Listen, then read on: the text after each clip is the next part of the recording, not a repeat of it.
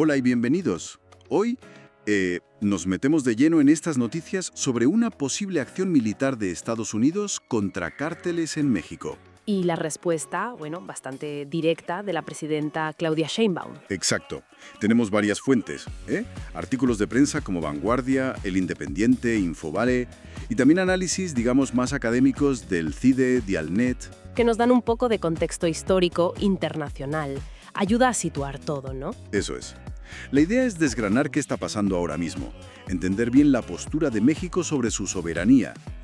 Y ver cómo encaja en la relación con Estados Unidos y, bueno, en la historia en general. Muy bien, pues vamos al lío. El origen de todo esto parece ser, según informes del New York Times y otros, una posible orden ejecutiva de Trump, Sí, para que el ejército estadounidense actúe contra los cárteles. a los que, además, su gobierno ha llegado a calificar de terroristas. Y aquí entra la respuesta de México. La presidenta Sheinbaum, ¿cómo ha reaccionado? Lo recogen varios medios. Pues ha sido, como decías, muy clara. Tiene varios puntos clave su respuesta. Primero, aclara algo importante. La información que les llegó a ellos es que la orden se aplicaría solo dentro de Estados Unidos. Cito algo que dijo: fuimos informados y que no tenía que ver con la participación de ningún militar o institución en nuestro territorio. O sea, lo circunscribe a EU. Vale, eso es un matiz crucial. Totalmente. Y segundo, rechaza de plano cualquier intervención militar de EU en México. Dijo: cooperamos, colaboramos, pero no va a haber invasión. ¿Y esa frase tan gráfica? Ah, sí. La de no está sobre la mesa, ni sobre la silla, ni sobre el piso. Vamos, que ni se contempla. Queda bastante claro, sí. Y también habló de un acuerdo de seguridad bilateral que está pendiente, ¿no? Basado en el respeto mutuo. Exacto, respeto mutuo y territorialidad. Y esta firmeza, no es casual, tiene raíces profundas en la política mexicana. No es una improvisación. Para nada. La propia Constitución, como recuerdan algunas fuentes a raíz de reformas recientes, prohíbe la intervención extranjera. Y necesita permiso del Senado para que pasen tropas. Correcto. Y luego está la historia.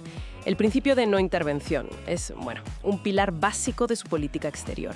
Lo señalan Vanguardia, el CIDE. ¿Recuerdan la última intervención militar directa de Estados Unidos? En 1914 fue. Esa misma.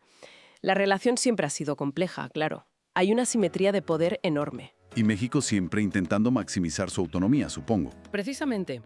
El análisis del CIDE menciona cómo la capacidad de México para dar estabilidad en la frontera influye en su margen de maniobra frente a las presiones de Estados Unidos. Interesante. Incluso se menciona la política del buen vecino de Roosevelt, aquella promesa de no intervención, como un punto de inflexión, aunque luego la realidad tuviera sus más y sus menos, claro. Pero bueno, volviendo a la actualidad, la presión desde Estados Unidos es palpable, ¿eh? Sí, sí. Sigue esa insistencia en llamar organizaciones terroristas a los carteles. Lo vemos en Vanguardia, en Infobae. Y el embajador estadounidense Ronald Johnson, que habló de usar todas las herramientas juntos. Y la SR, la Secretaría de Relaciones Exteriores mexicana, ¿qué dijo a eso? Pues según Infobae respondieron rápido. Cooperación sí, pero con respeto a la soberanía. Y que México, cito de nuevo, no aceptaría la participación de fuerzas militares estadounidenses en nuestro territorio. Es un tira y afloja constante sobre los límites. Claro. Y además resurgen viejas tensiones, ¿no? Se menciona el caso del agente de la DEA, Enrique Camarena. Sí, el texto del CIDE lo cita y el Financiero lo menciona indirectamente al hablar de posibles motivaciones de venganza por muertes de estadounidenses. Es un tema sensible. ¿Y todo esto cómo encaja en el panorama internacional más amplio, de las intervenciones? Pues aquí es donde se pone interesante.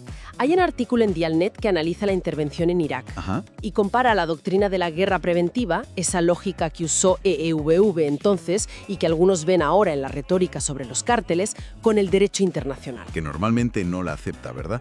El derecho internacional suele rechazar el uso unilateral de la fuerza. Exacto, salvo legítima defensa muy clara. La idea es ir por vías multilaterales, la ONU.